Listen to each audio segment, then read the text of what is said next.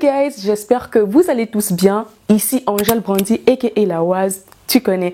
Alors si c'est la première fois que vous tombez sur ma chaîne, je vous souhaite officiellement la bienvenue. Je suis très contente de vous retrouver pour cette nouvelle vidéo après plus d'un mois sans publier.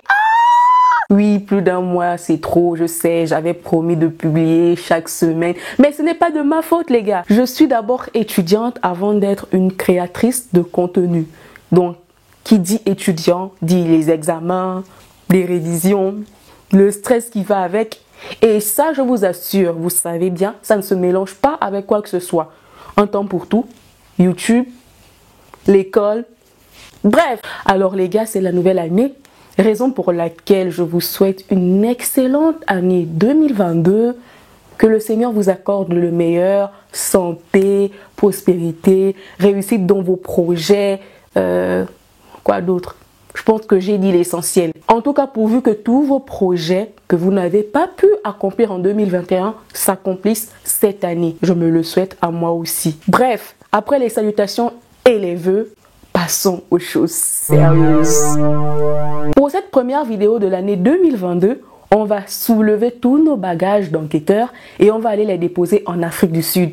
On sait tous que l'Afrique du Sud est l'un des pays les plus reconnus en Afrique dans les affaires criminelles, juste à côté du Kenya et du Nigeria. L'affaire que je m'apprête à vous exposer est une affaire très sensible parce que tout au long de cette vidéo, nous allons parler de serial killer. Pas n'importe lequel, ou du moins laquelle. Oui, ça peut être un homme, ça peut être une femme, comme ça peut être un enfant qui peut devenir tueur. On doit vraiment s'attendre à tout. Si vous voulez savoir de qui et de quoi il s'agit exactement dans cette vidéo, faites comme je vous dis souvent. Fermez toutes les portes et toutes les fenêtres de vos maisons. Prenez des trucs à grignoter ou à boire. Installez-vous confortablement et regardez cette vidéo jusqu'à la fin.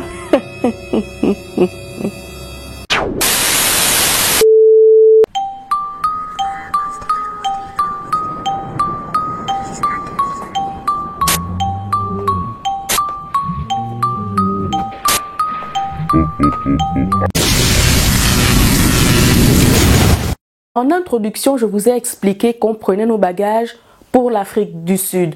Donc, pour être plus précise, on va atterrir dans la ville de Tembisa, dans la province du Gauteng, non loin de Johannesburg. C'est là que va naître Nomia Rosemary Ndlovu entre 1975 et 1978. Sa mère est Maria Mushwana, mais malheureusement, l'identité de son père ne nous a pas été révélée.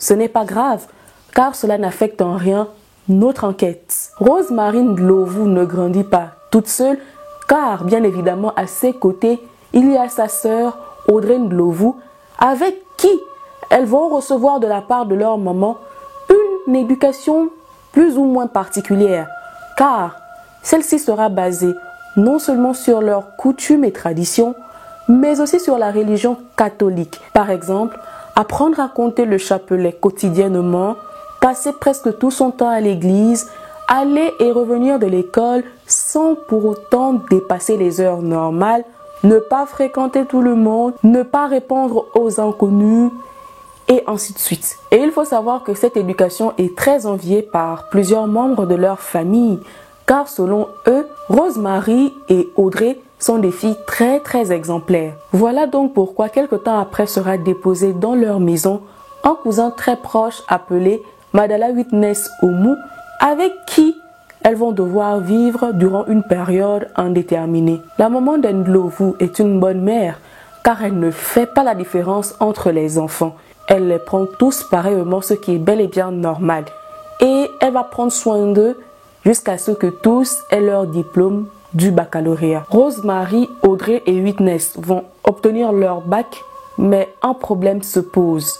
Le temps passe, leur maman vieillit et sa santé se détériore de jour en jour. Les enfants se souciant donc de l'avenir de leur mère vont essayer de trouver une stabilité rapide afin de pouvoir prendre soin d'elle en retour. Ils ne vont donc pas continuer leurs études supérieures et vont chercher des emplois. Audrey et son cousin Witness n'auront pas d'emploi fixe.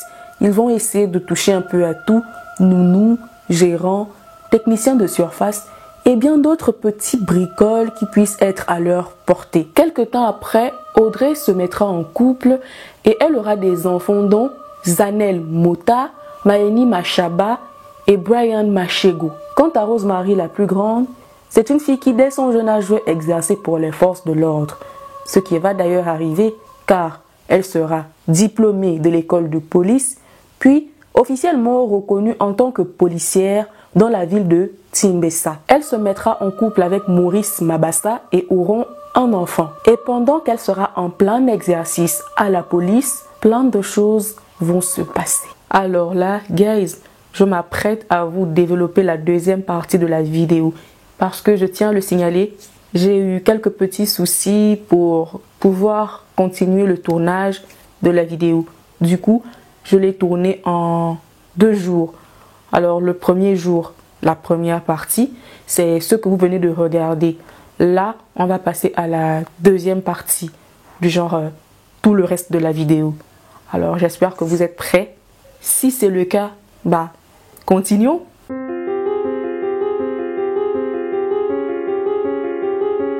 Alors en tant que policière, Ndlovu s'investit, ou si on peut le dire ainsi, consacre presque toute sa vie à son travail. Elle mène une relation amoureuse, heureuse et normale, mais à un moment donné, on a comme l'impression qu'elle oublie peu à peu qu'elle est en couple. Parce qu'à chaque fois, il y a des disputes entre elle et son petit ami Maurice Mabassa. Les disputes concernent quelquefois le salaire ou encore le comportement dominateur de Ndlovu. Parce que Ndlovu veut être ce genre de femme qui a toujours le dernier mot sur son homme. Alors, Maurice Mabassa, qui travaille à l'ambassade des États-Unis et qui est très connu pour être un homme gentil et généreux, s'occupe physiquement mais aussi financièrement de ses 13 frères et sœurs ainsi que de sa maman qui est très malade et très vieillissante. Vous voyez un peu que de son côté, il a aussi une grosse part de responsabilité. Il a beaucoup d'amis, beaucoup de collègues et son travail l'emmène dans plusieurs provinces. Rosemary et Maurice forment tous les deux un couple de grands travailleurs parce qu'en effet, ils sont bien rémunérés dans leurs domaines respectifs, mais la seule différence est qu'ils n'ont pas la même manière de dépenser leur argent. Prenons le cas de Maurice, qui lorsqu'il reçoit son salaire, pense d'abord à prendre soin de tous les membres de sa famille qui sont économiquement faibles. Car comme vous le savez bien, dans nos familles africaines, tout le monde ne peut pas forcément être riche. Alors que Ndlovu, c'est carrément tout le contraire. Elle dépense très souvent l'argent qu'elle a pour elle-même et en plus, elle est très dépendante des jeux de hasard. Elle n'aide pas vraiment ses frères et sa mère qui, eux, sont littéralement instables financièrement. Elle va donc leur dire qu'ils devraient peut-être envisager de souscrire à des assurances vie car le taux de mortalité des personnes pauvres vivant à Johannesburg est malheureusement très élevé. Elle va leur proposer d'établir des dossiers pour des assurances et comme elle a un travail bien rémunéré au sein de la famille, ces derniers, donc ses frères, sœurs et sa maman, vont prendre ces arguments pour fonder. Du coup, en toute confiance, l'assurance est souscrite par plusieurs membres de sa famille, y compris son cousin Madala Witness Omu. En fait, elle va rencontrer en cachette la maman de son cousin et va aller lui expliquer que Witness se comporte de façon très étrange, qu'il peut péter le câble à tout moment, devenir fou et après mourir d'une crise de folie. Or, c'est complètement faux, car Witness dans la vie est mentalement stable et c'est une personne très débrouillarde parce qu'il cherche du travail partout. Rosemary va employer de ces moyens-là, elle va utiliser des arguments qui puissent toucher une mère pour se laisser faire et pour souscrire finalement à l'assurance. Bien évidemment, la maman de Omu va accepter de souscrire à l'assurance décès pour son fils. Mais Rosemary va lui proposer de l'aide. Elle va lui demander les documents de Omu pour qu'elle-même elle puisse aller l'inscrire afin qu'il ait une assurance décès. Donc en fait, elle ira faire inscrire Omu et elle sera en possession de tous ces documents. Et le pire, c'est que lorsqu'elle ira faire souscrire Omu à l'assurance, elle ne va pas identifier Oumou en tant que son cousin. Elle mettra dans les documents que Oumou, c'est son époux. Mais quel culot!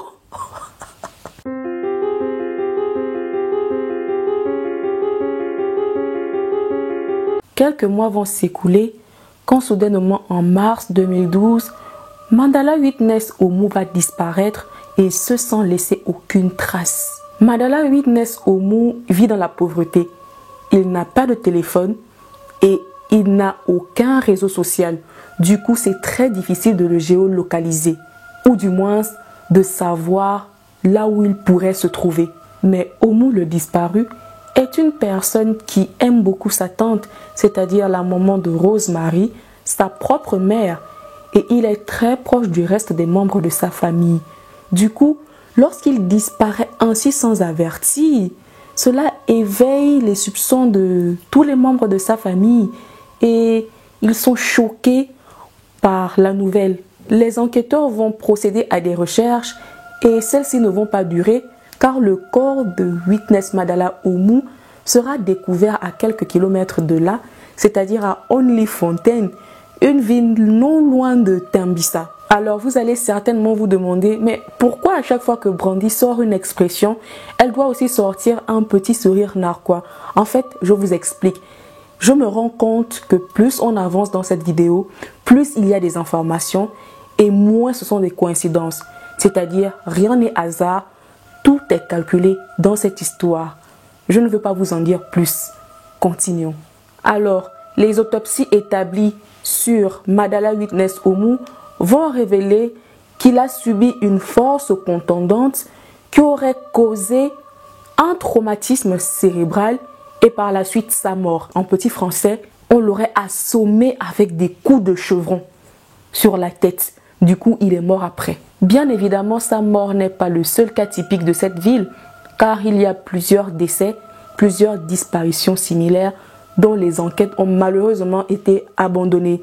En fait, à Tambissa, ils sont tellement habitués à entendre que telle personne ou telle personne a été agressée, telle personne a été violentée, telle personne a été assassinée. Pour les obsèques, le corps de Fu Oumou devra être nettoyé puis embaumé. Mais par manque d'argent, les membres de la famille feront pression à Rosemary, car c'est elle qui semble financièrement stable, mais aussi c'est elle qui a eu à parler d'assurance vie et d'obsèques pour Oumou. C'est terrible, car bien qu'elle ait souscrit à une assurance vie et obsèques pour son défunt cousin, Rosemary ne va vraiment pas contribuer aux frais funéraires. L'assurance lui aurait payé 100 000 rands, soit 3 714 851 francs pour les funérailles de son cousin. Et vous savez combien elle va venir donner? 200 rands. En francs CFA, vous savez combien 200 rands donne? Ça donne 7 429 francs.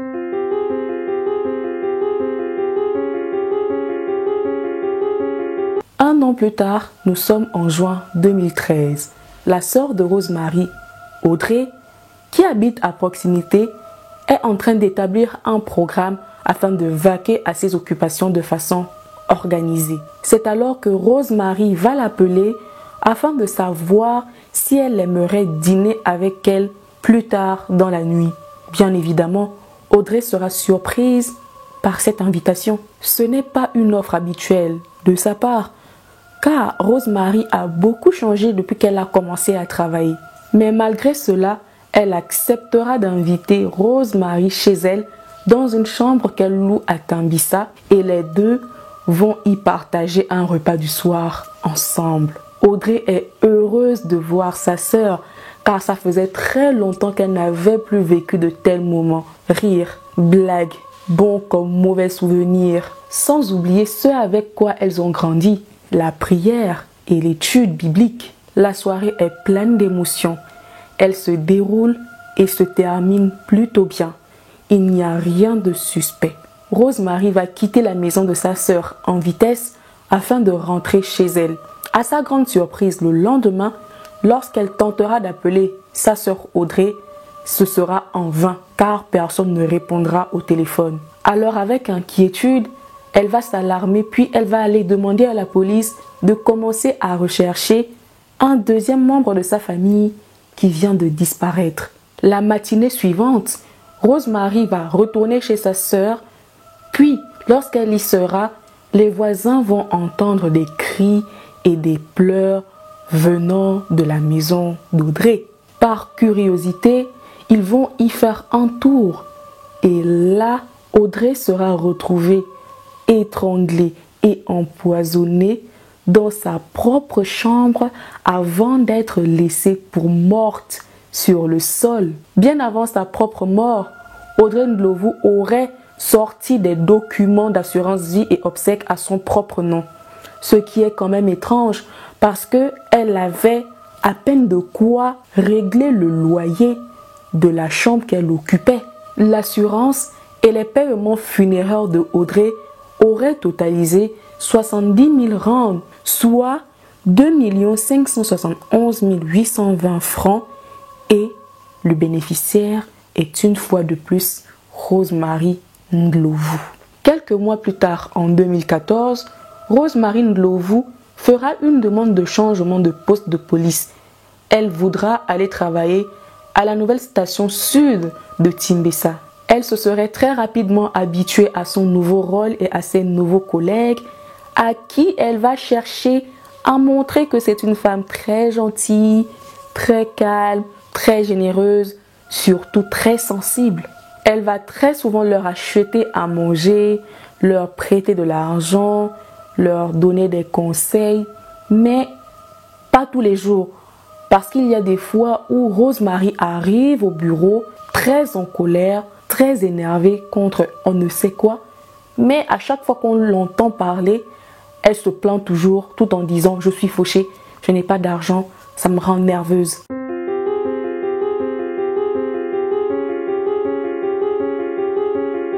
C'est en 2014 que Rosemary va tomber enceinte de son seul et unique enfant dont je vous ai parlé vite fait au début de la vidéo. Son nom est Makani Maurice et son père est bien évidemment Maurice Mabassa, le petit ami de Rosemary Ndlovu. Maurice Mabassa joue bel et bien son rôle de père tout en s'occupant de Makani. Mais malheureusement, la naissance de leur enfant ne va pas stabiliser le couple de Rosemary et Maurice. Et en fait, leur relation est si turbulente que Maurice disparaît souvent du jour au lendemain lorsque sa copine se met à crier et il revient lorsqu'il sait que celle-ci s'est déjà calmée. Cela va se poursuivre jusqu'à une nuit d'octobre 2015. Après une énième dispute entre les deux, le couple se sépare pour la nuit. Rosemary reste toute seule à la maison avec le bébé. Mais assez étrangement cette fois, Maurice ne rentrera jamais chez lui après. Juste plus tard, le corps d'un homme décédé sera retrouvé une fois de plus à Onlyfontaine. Un corps qui peu après sera identifié comme étant celui de Maurice Mabassa. Maurice aurait fait face à une mort extrêmement violente. Selon les enquêteurs, il aurait été criblé de plus de 80 coups de couteau et peu après cela, son corps aurait été jeté sur une rue tranquille. Il aurait été identifié par sa carte de crédit, carte qui se trouvait dans son portefeuille et portefeuille qui se trouvait dans l'une de ses poches. Et tout comme les victimes précédentes, Maurice aurait une assurance et sans surprise, Rosemary Ndlovu en est la bénéficiaire. Elle va recevoir 400 000 rands, soit 14 812 160 francs en compensation pour la mort de son conjoint avec 100 000 rands, dont 3 370 304 francs supplémentaires de la part de son employeur à l'ambassade des États-Unis. 3 décès, 3 assurances payées à Rosemary Ndlovu, 3 cas qui ont servi à remplir ses poches. Normalement, tous ces décès sont suffisants pour éveiller des soupçons, mais malheureusement, ce ne sera pas le cas.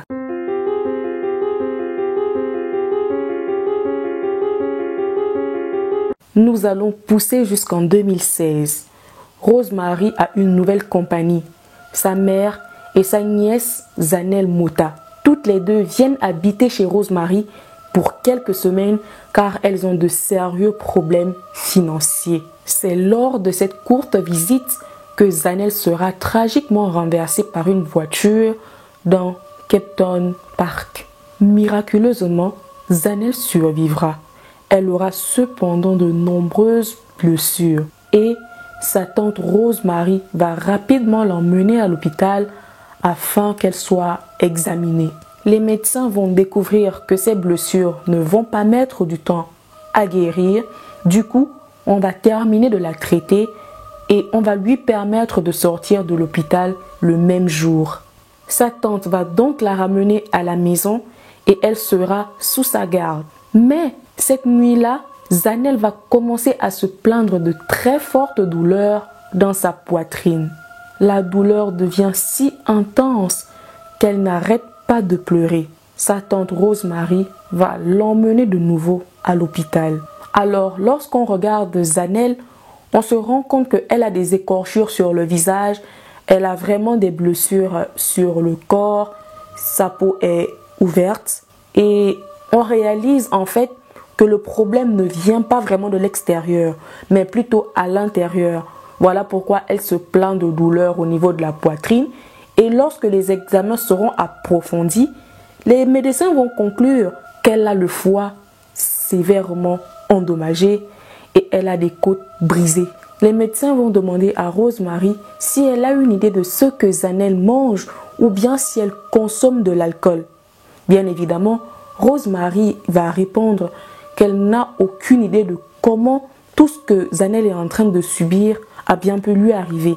Alors, pendant que les médecins prennent soin de sa nièce, Rosemary va s'absenter de l'hôpital et derrière elle, Zanel, un autre membre de sa famille, mourra et ce, sans soupçon. Personne ne va se douter de rien. Ils se diront juste que Zanel est morte, elle a eu un accident, ça peut arriver et c'est tout. Apparemment, Zanel aussi avait une assurance vie et encore une fois, Rosemary en est la bénéficiaire. Elle reçoit 120 000 rands, soit 4 443 648 francs.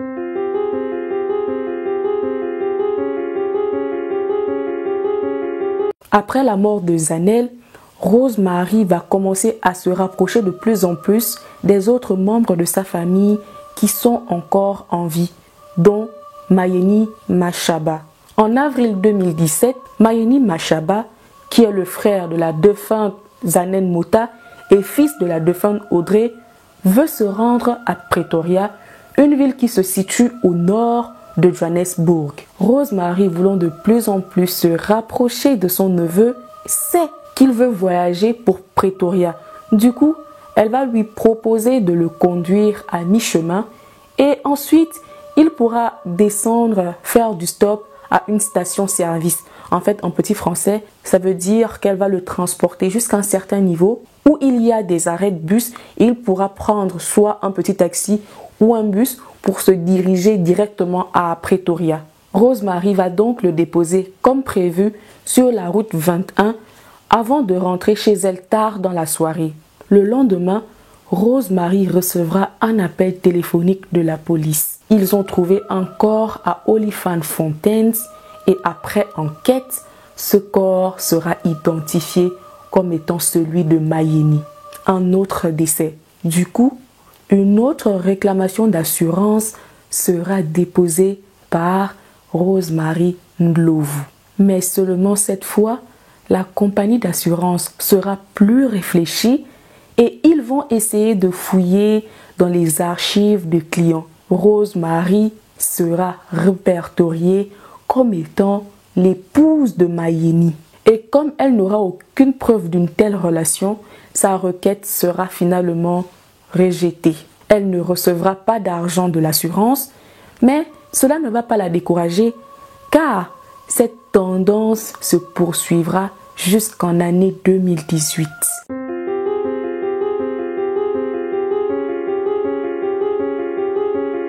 Le 22 janvier de cette année-là, c'est-à-dire l'année 2018, un autre neveu de Rosemary, qui est aussi l'enfant de la défunte Audrey, appelé Brian Machego, va soudainement disparaître, puis sera retrouvé mort le 24 janvier, soit 2 jours après sa disparition. Les enregistrements du téléphone portable de Bryant vont indiquer que la dernière personne à l'avoir vu vivant est sa tante, et les enregistrements soulignent aussi que les deux étaient ensemble pendant la majeure partie de la veille en conduisant de Johannesburg au pont Bushbuck avant de se séparer dans la soirée. Rosemary va tout nier et elle va même refuser d'être interrogée par les autorités par rapport à ce sujet. Bryant aura 3 assurances vie à son nom avec Rosemary répertoriée comme étant bénéficiaire. Elle va mentionner sur les documents qu'elle est la maman du défunt. Cependant, sans être en mesure d'en fournir la moindre preuve, sa requête sera une fois de plus rejetée. Car non pas un, mais 6 membres de la famille sont maintenant décédés dans presque les mêmes circonstances étranges. Et Rosemary est à chaque fois la seule à réclamer leur argent.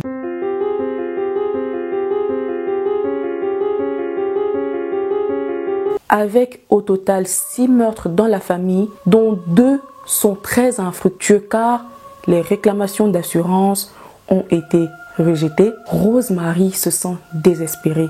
Elle manque d'argent et elle a de plus en plus besoin de faire disparaître plus de personnes et ce, le plus rapidement possible. Cette fois, elle demandera de l'aide à des tueurs à gages appelés, désolé, je vais un peu écorcher parce que leurs noms sont un peu compliqués à prononcer, Lakiwe Nkinze et Njabulo Kunene, le chef du gang. Pendant qu'elle exerçait dans son ancien poste de police, Rosemary aurait déjà arrêté Nkunene il y a quelques années pour possession d'armes à feu.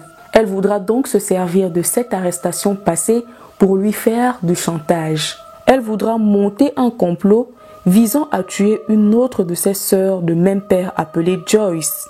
Et le pire est que sa demande comprend également le meurtre de 5 enfants de Joyce, dont le plus jeune n'a que 6 mois. Une petite parenthèse, Rosemary et Joyce sont certes du même père, mais elles n'ont pas grandi ensemble et n'ont rien partagé ensemble. Rosemary la considère peut-être pour une étrangère et c'est certainement la raison pour laquelle elle veut facilement en finir avec elle. Revenons donc au fait présent. Kunene et son collègue tueur à gages ne sont certes pas des saints ou des anges, mais tous les deux vont être choqués par la demande de Rosemary Ndlovu. Sachant que c'est trop injuste, ils ne pourront pas exécuter ce plan. Ils vont à la place aller à la police avec toutes les informations qu'ils ont, même s'ils savent que ces mêmes informations peuvent eux-mêmes les envoyer en prison. Ils diront tout à la police concernant leurs antécédents et en réponse, la police va décider de les employer pour faire partie d'un complot d'infiltration afin d'acquérir plus d'informations et de preuves sur les faits dont sont suspectés Ndlovu. Tout ce dont ils ont besoin est que les tueurs à gages fassent parler Rosemary. Le plan de la police est simple. Kunene, le chef du gang, doit s'installer dans la voiture de Ndlovu avec une caméra vidéo et enregistrer tout ce dont ils vont parler. Ils doivent bien évidemment d'abord se rencontrer pour que le plan puisse être en marche. Kunene va donc appeler Rosemary et va lui demander s'ils peuvent se rencontrer pour avoir plus de détails par rapport à sa future mission. Elle va accepter, mais malheureusement pour elle, Lankiwe et Kunene auraient un complice qui serait en fait un policier. Le jour de la rencontre, ce policier en civil se fera passer pour un membre du gang.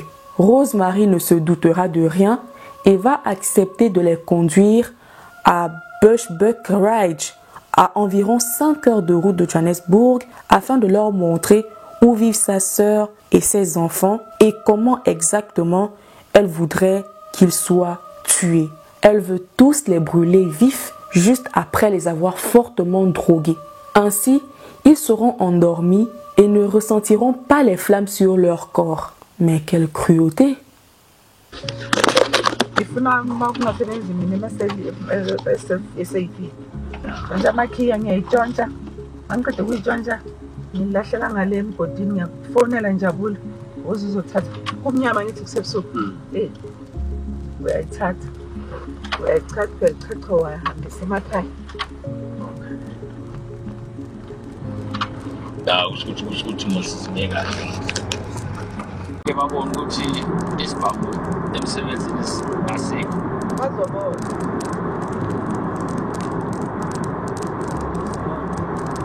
Usitshontshiwe. Bazoduba. Ngeke ibuyele kuwe. Usitshontsha nongasebenzi wena.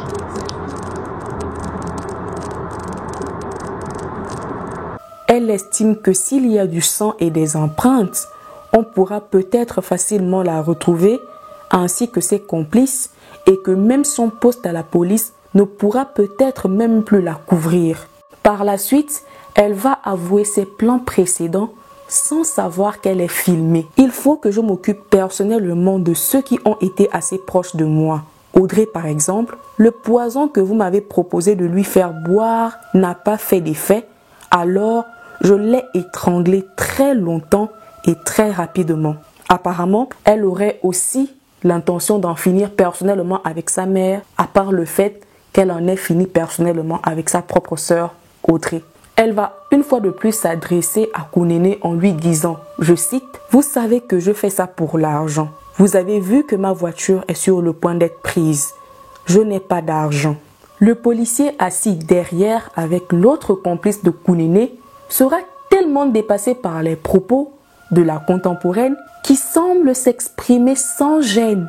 Le policier va donc juger bon de la faire arrêter sur le champ. L'opération d'infiltration sera un grand succès, ce qui va faire en sorte que Rosemary soit arrêtée en mi-2018 et admise d'abord à la prison de Johannesburg, puis transférée à la prison de Kagosi Mampuru à Pretoria, car tout en étant à l'intérieur de la prison, elle aurait aussi tenté de tuer le policier déguisé en gangster qui l'a démasqué. Me, with my eyes, I said, if she doesn't kill me, she'll make sure that I suffer, she'll get my son at school.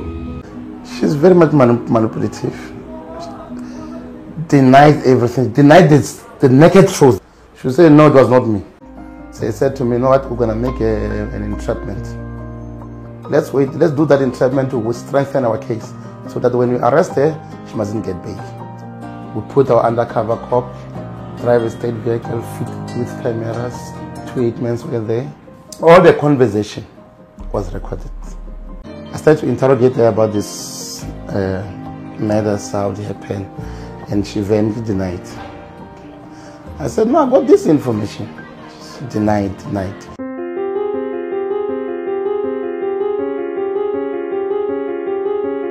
Le tribunal a du mal à rassembler suffisamment de preuves pour étayer les 6 meurtres précédents, car il n'a jamais eu beaucoup d'enquêtes sur ces différents cas. Et par conséquent, le tribunal prendra beaucoup de temps pour monter ce dossier unique et lourd de Rosemary Ndlovu. 3 ans plus tard, le 22 octobre 2021, le procès de Rosemary commence. À noter que pour les funérailles de son cousin Mandala Omu, sa sœur Audrey Ndlovu, son petit ami Maurice Mabassa, sa nièce Zanel, ses neveux Maeni Machaba et Brian Machego, Rosemary aurait empoché 1,4 million de rand, soit 51 599 772 francs de plusieurs paiements d'assurance.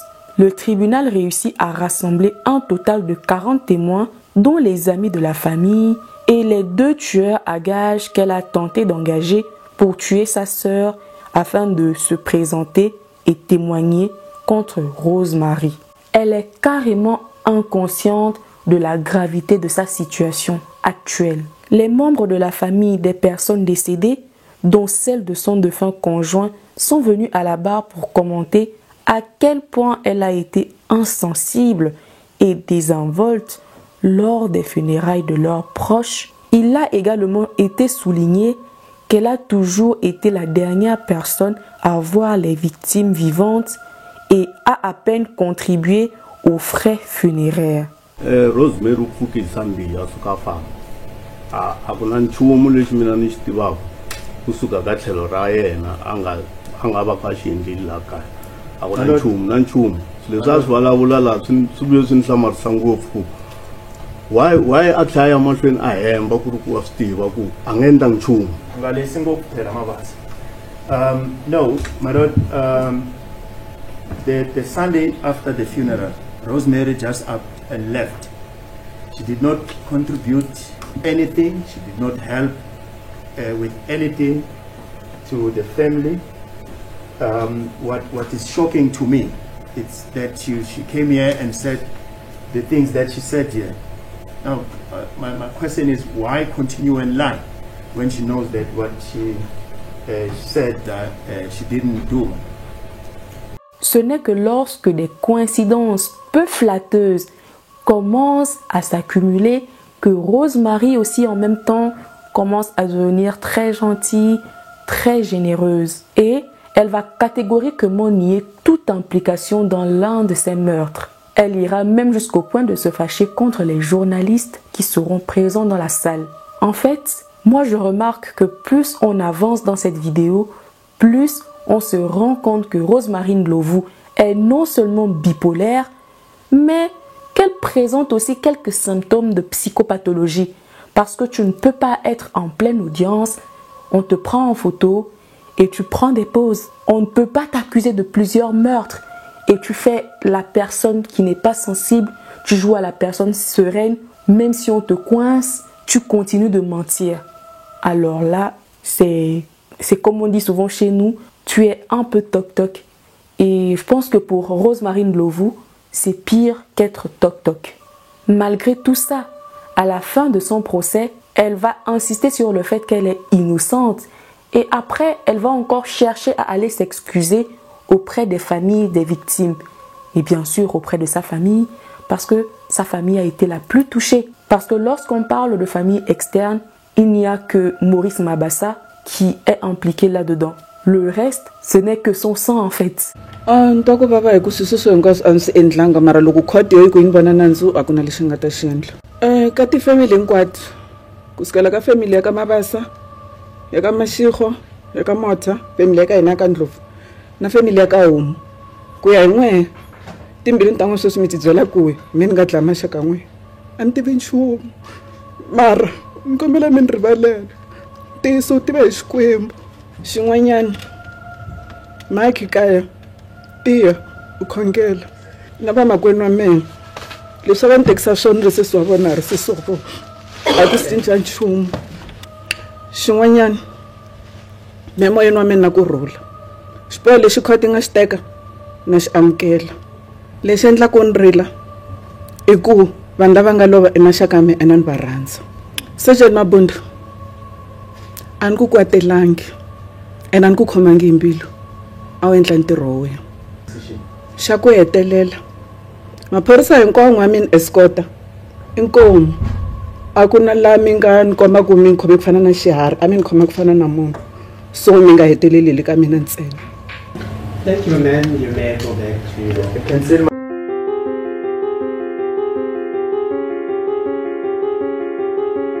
Il ne faudra pas longtemps pour que le verdict de Rosemary Ndlovu tombe en fin octobre 2021. Le juge Ramarumo Monama condamne Ndlovu à la prison à vie pour chacun des 6 chefs d'accusation de meurtre. Elle a également été condamnée à 5 ans de prison pour avoir vaincu les fins de la justice, 10 ans d'emprisonnement pour chacun des 4 chefs d'accusation de fraude, 10 ans d'emprisonnement pour chacun des 7 chefs d'accusation d'incitation au meurtre, 10 ans d'emprisonnement pour tentative de meurtre de sa mère. Monama déclare que Ndlovu est sans remords car pour elle, l'argent est plus important que sa famille au point de les exterminer. Il dira, je cite, « L'accusé monétisait la vie de ses proches et les considérait comme une marchandise. L'anarchie dans laquelle elle a commis sa criminalité menace l'existence même de la société. Il va ajouter que Ndlovu devrait normalement être exilé pendant longtemps. Et il souligne aussi que ces crimes odieux ont été commis alors que Ndlovu était en plein exercice dans les forces de l'ordre, un métier qui est censé prôner la protection des populations. Dès que la peine a été prononcée, le représentant légal de Ndlovu a demandé au tribunal l'autorisation d'interjeter appel de la condamnation et de la peine. Il a dit au tribunal que si c'était le cas d'un autre tribunal, ils auraient certainement pris une décision autre que celle qu'ils viennent de prendre. Cependant, le tribunal a rejeté cette demande très rapidement.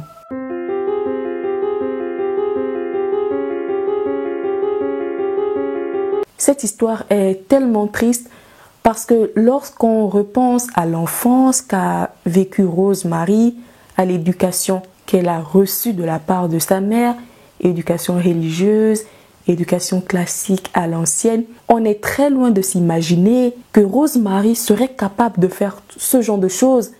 On est très loin de s'imaginer que son histoire ou bien que sa vie puisse se terminer ainsi. Elle va en prison et derrière elle, elle laisse un très grand vide dans sa famille, une famille qui comptait sur elle, une famille qui la prenait pour exemple, une famille qui la soutenait, une famille qui l'aimait, une famille qui lui faisait confiance. Le côté positif est que sa maman est toujours en vie, bien qu'elle ne réalise pas que ce soit sa fille qui soit capable de faire ce genre de choses. I can't tell. My Lord, I cannot say. It's difficult. It's hard for me.